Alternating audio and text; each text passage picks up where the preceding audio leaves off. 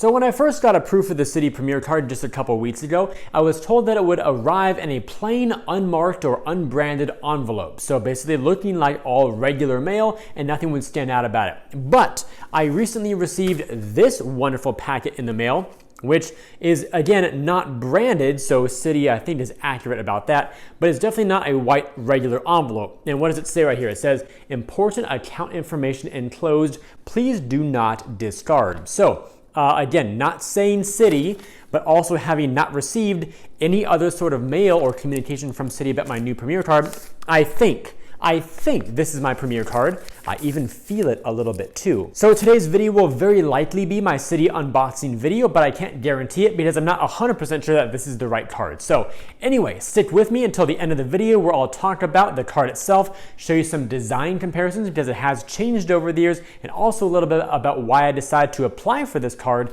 despite holding off for another 424 round of chase applications because the 524 rule, of course, usually rules our lives in the credit card world, but I decided to apply for a Citi card anyway. And because this is the Mark Reese YouTube channel, you know what that means. We have to do our unboxing, or rather unenvelopings, with unnecessary props. Therefore, unusually long knife. Let's go.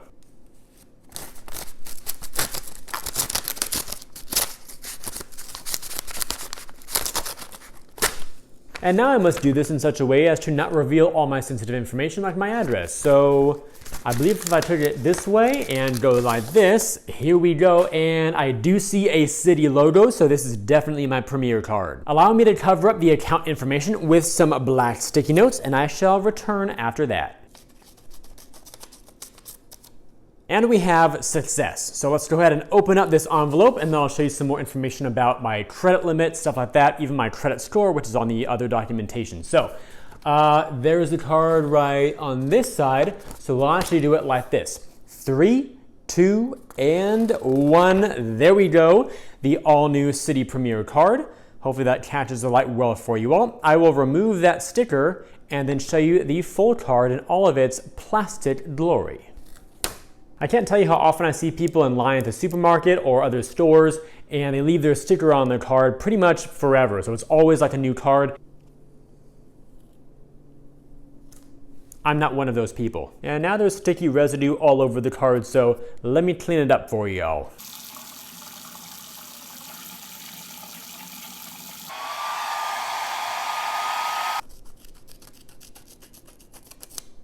And here you go, the beautiful design of the Citi Premier Card. It's definitely undergone a little bit of changes over time. I'll show you the old one in just a moment here, but it's pretty sleek. Just my name and the World Elite MasterCard logo there on the front. The edge of the card is still the same color, like that graphite gray black color, nothing special there.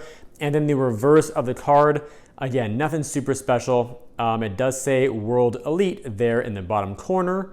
Customer service number, expiration date, account number, and security code all covered up because that's secret stuff. So here's the Citi Premier Card now, and here's what it used to look like not too long ago with the older design.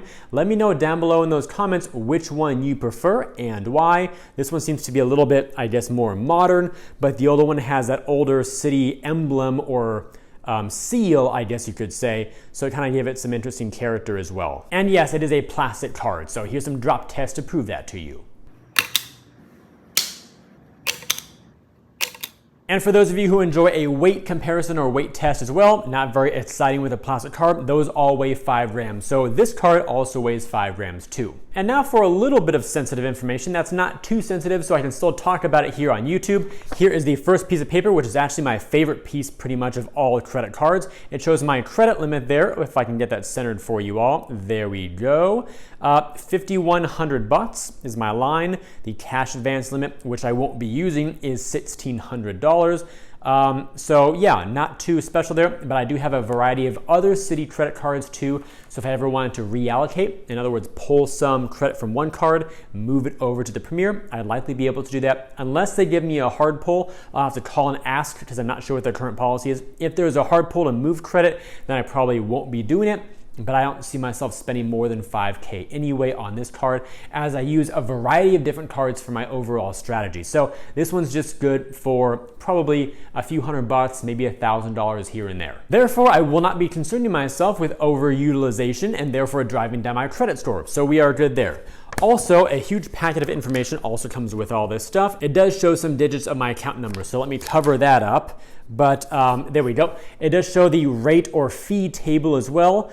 This card has a $95 annual fee. And overall, is it worth it to pay that fee? If you use the card to earn enough rewards, it definitely can be. Speaking of which, that first paper that we saw also talks about the rewards down here at the bottom. So it has triple points in a ton of really useful categories, including restaurants, supermarkets, gas stations, air travel, hotels, and then 1x on everything else. Plus that benefit of $100 off a single hotel stay, as long as that stay costs $500 or more dollars. So that's like a 20% discount when you book your hotel through the Citi travel portal, and you get that annual $100 credit annual, so therefore once per year. So basically it's kind of like wiping out the annual fee, and therefore all the rewards that you earn on top of that are just going to be profit in your pocket. The APR on my card account is 24.24%, which is obscenely high, even though I've got a pretty decent credit score, I think. Let me pull that up for you right now. Also covering up some more information here. Per their pull of my Experian credit report back in late August of 2022, my Experian score was a 773. So again, I would consider that to be a very, very strong score. And to give a really high interest rate like that, obviously not so great. Would have liked to see like 18% or 16%. But overall, if you're not carrying a balance from month to month and you always pay your bill in full, then it really doesn't matter if you have a 0% interest rate or a 1,000% interest rate, because you'll never be paying it. Then there's a bunch of other stuff here about knowing my rights if I'm dissatisfied with my credit card purchases, authorized user fees, arbitration clauses, all that type of stuff. And it's all double-sided too. So there's a lot going on here. Not gonna show it to you all, it's very boring stuff. But if you're new to the world of credit, definitely look over this stuff, at least for the first time. That way you understand what your card product is all about, and you know how to avoid interest charges, late fees, penalties, and all that type of stuff. That way you can win and be smart financially. Now let's talk a little bit about why I decided to apply for this card in the first place, and perhaps why you might want to do so as well. Reason number one was this sweet limited time welcome offer to earn 80,000 bonus points after spending $4,000 in purchases on the card in the first 3 months of opening my account. Those 80,000 points are redeemable for $800 in gift cards, or even better, $800 of cash back, or for some other people out there, even better, $800 redeemable for travel, or potentially even more if you actually use Citi's transfer partners and maximize the value of those points with a lot of the international airlines flying on longer haul flights in a premium cabin. Also, if you're new to the world of transfer partners, I did another video all about those as an introduction of how transfer partners work, and also the thought process to go through and how to find good value when using those transfer partners. At the time of recording this video, Citi has about 17 transfer partners right now, most of which are international airlines, including Asia Miles, Avianca, Emirates, Etihad, Flying Blue, JetBlue, and a bunch of others too. Reason number two why I decided to apply for this card are due to all the really useful everyday rewards multipliers. Once again, being able to earn triple points on restaurants, gas stations, supermarkets, air travel, hotels, all in one card is really, really useful. And whether it's just a phase that I'm going through or not, either way, I find myself gravitating more often toward cards that are really useful all by themselves, rather than having to juggle 4, 5, 6 cards,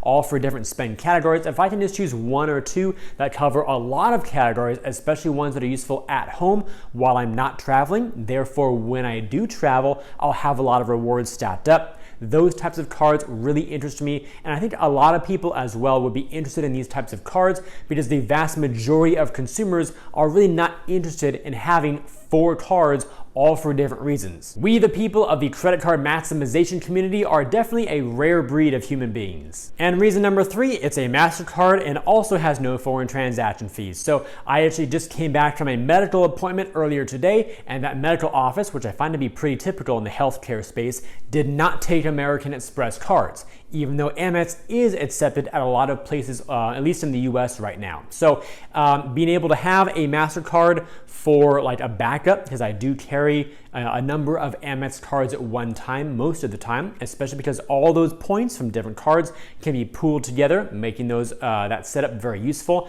But to have another useful card that is not on the Amex network can be very, very helpful as even just a backup card. And then for all of you big international travelers out there, Amex is really not that great for acceptance in a lot of regions still.